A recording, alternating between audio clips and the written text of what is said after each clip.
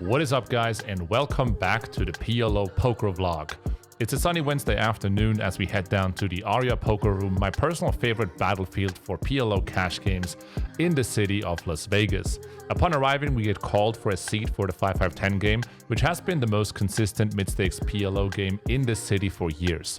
The room is buzzing, and with March Madness just around the corner, I'm hopeful we'll get some very decent high-stakes games running within the next couple of weeks.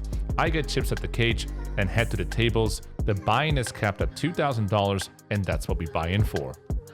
25 minutes in, we play our first major hand. We pick up ace, ace, 10, 6 in middle position. The straddle is in the big blind, and the early position player limps for $10. We raise to $45. The cutoff calls, the button calls, and this is starting to look like just another multi-way pot. However, the big blind wants to play bigger as he announces pot. He makes it $240 to go.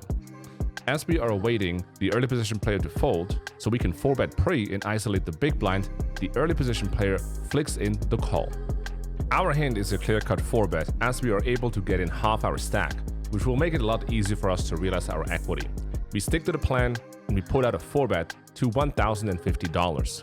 To our surprise, the cutoff decides to call, and so does the button, the big blind, and the early position player. It looks like we got a game. The button and the early position player are already all in by this point, and we're heading to a flop with over $5,000 in the middle against 4 opponents. The flop comes down Jack 3 deuce with a flush draw, and we don't have much to work with here, but with only $1,000 behind, there's no way we can get away from this hand. The small blind pushes all in, which puts me all in, and we make the call. The button calls as well, and now we need a miracle to win this against 4 opponents. We decide to run it one time only because of the complications of the side pot.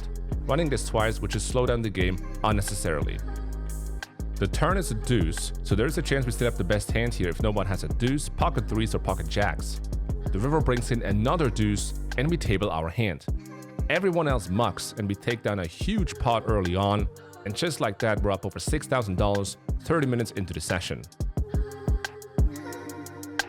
Switch on the niggas that I came up with, no new friends with the same old clique, Couple old homies went and stabbed me in the back, but it's no love lost. I'll probably bless them with some stacks. That direct deposit lovely. Went from shaking Kool-Aid packets to popping bubbly. Went from asking women for hugs and now they hugging me. Ain't life lovely? Do it so good, make a hater wanna fuck with me. Our second hand comes in just a few moments later as we play a bomb pot. Every 30 minutes when the dealer changes, the table agrees to play a pot where everyone antes $25 and we see the flop without any further action pre-flop. Bomb pots play as a split pot game where we see 2 complete boards and the pot gets split in half, 1 half for each board. It's a good way to incentivize a lot of action, however sometimes it can take a long time for one hand to finish. In our first bomb pot of the night, we pick up ace king 7-7 with king high clubs and we're heading to the flop 8 ways. The first flop comes down queen 9-8 with 2 clubs, and the second flop is queen 7 deuce with 2 diamonds. We pick up the second up flush draw on the top and middle set at the bottom. Given that 2 queens are already out there and discounted for, the likelihood of someone to have pocket queens is now significantly reduced. The small blind, big blind, and early position player all check, and we're next to act. We bet $75 to test the waters. In hindsight, I think checking is better here. By checking, we allow other players to start betting hands like 2 pairs and straights, which would usually just call against the bet and realize their equity. By checking, we can hope for a check raise. This is especially appealing if you have a hand class that holds a ton of equity on both boards, but doesn't play as well on most runouts. Anyways, we bet $75, the low jack calls, the big blind calls, and now the early position player check raises all in for $570. This is a great spot for us to re-isolate and come over the top. We repot to around $2,000 and get it heads up. The boards run out, bricks at the top, and a flush completes at the bottom. This is starting to look really bad. Our opponent shows down king, jack, 10-10 with diamonds. He held a straight at the top and wins with a flush at the bottom. We are getting scooped. About an hour into our session, we get dealt queen, queen, 9 deuce single in the small blind.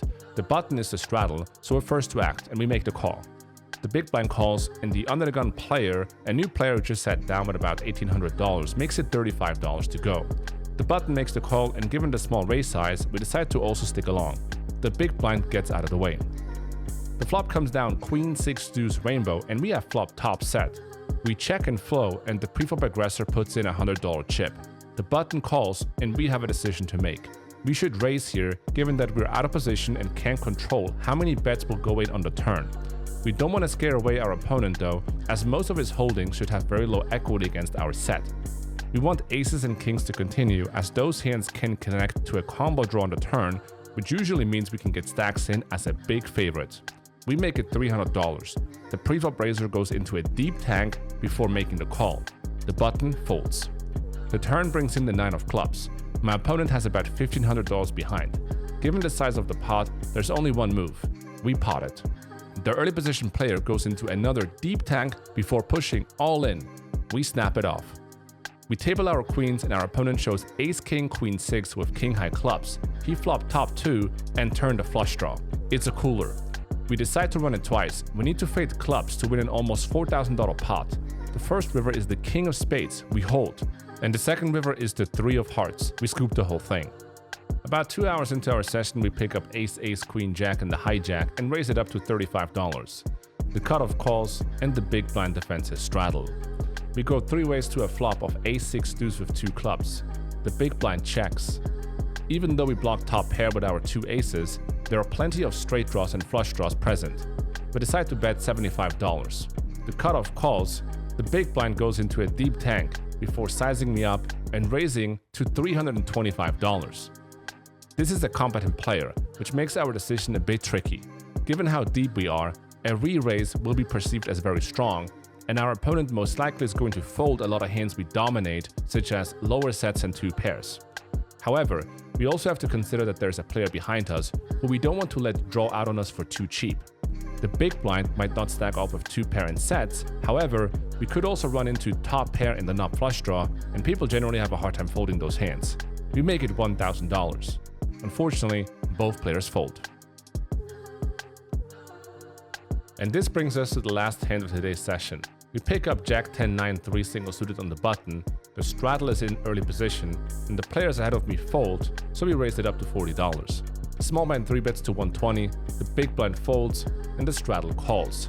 We call as well. We go 3 ways to a flop of 10-8 deuce rainbow, and we have flopped an open-ended straight draw and top pair. The small blind leads for $300 and the straddle folds. With about $2,000 behind, we have a decent spot to raise and get our opponent to fold his overpairs. However, I'm not sure how wide this player 3 bets and bets the flop. We might see a bunch of strong hands such as queen queen jack 10 or ace ace jack 9, which are not only not folding the flop but also have us in very bad shape. If I had a better read on this player, I might consider raising the flop.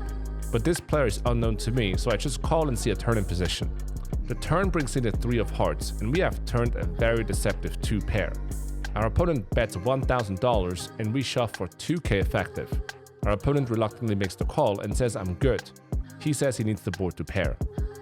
My opponent wants to run it only one time. The river brings in the ace of hearts and we're getting ready to show down as our opponent announces the wheel. Pretty unfortunate spot, as we could have raised this hand out of the pot by raising the flop, at least most likely. Now we end up losing to a rivered straight in a quite significant pot. Not much later, we rack up our chips and get to the cage. We cash out for $6,800, netting us a profit of $4,800. Having played less than 4 hours, we're happy with the result. If you like this vlog, consider subscribing. And let me know in the comments what you think about the hands we played today. I'll see you guys next time.